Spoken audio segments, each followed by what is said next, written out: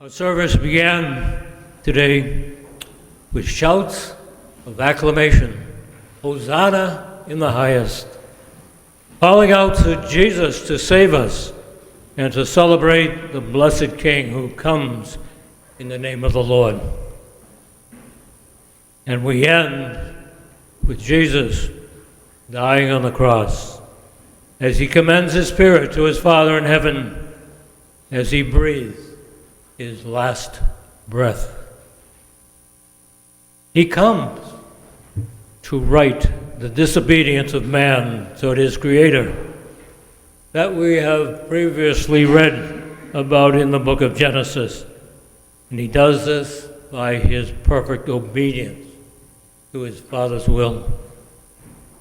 As always, on Palm Sunday, the first reading is taken from the third hymn about the suffering servant mentioned by Isaiah that projects a mysterious, innocent figure under attack. The prophetic figure was, of course, Jesus, who St. Paul reminds us in the second reading is exalted as Lord because he took upon himself suffering and death. The suffering and death assumed by Jesus was displayed in St. Luke's Passion account, which we have just heard. The Church asks us to recall Christ's glorious entry into Jerusalem, celebrated with the palms. But it also asks us to keep in mind that Jesus entered the sacred city to fulfill the prophecy of the suffering servant all the way to death on a cross. As followers and disciples of Jesus, we have taken the opportunity during this Lenten season to become more Christ-like through prayer, fasting, and being of service to those in need of our help. Like St. Paul says, Jesus emptied himself, humbled himself, became obedient to the will of his Father. Be more like him. These certainly are traits we can engender in the growth of our own spirituality.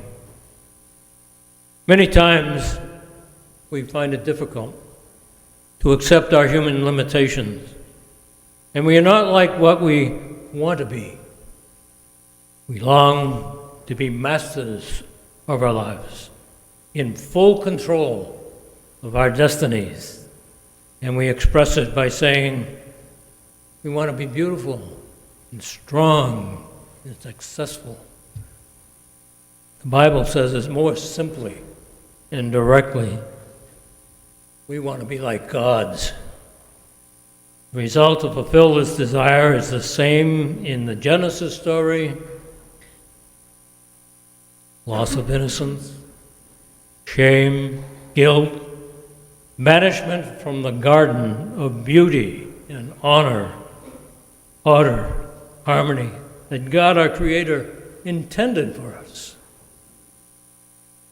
The gospel is good news for those of us who follow Christ in accepting weakness, suffering, and even in some cases defeat. To those who thus became poor in spirit, who accept the inner poverty of the human condition without rebelling against it, like our primordial parents did. God can fill with his love those who are empty, as Jesus emptied himself. Maybe not to the extent he can, but to the extent that we can with Jesus' help. He invites us to do the same. And when we are empty, and God can fill us with those things that we all long for and yet have difficulty finding on our own, namely his peace, His happiness, and His joy.